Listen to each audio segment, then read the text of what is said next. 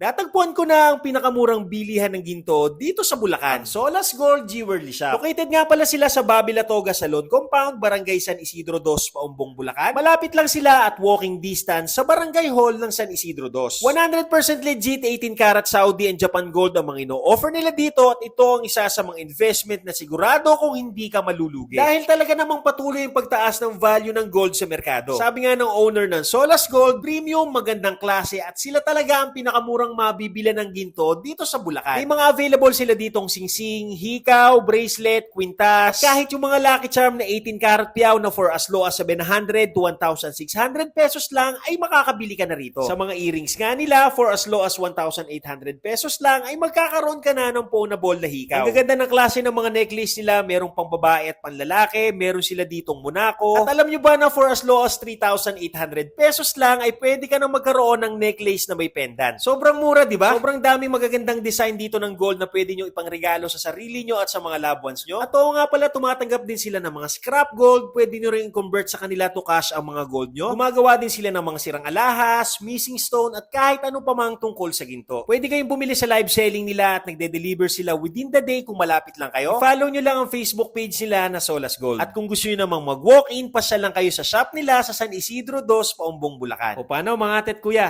Tara!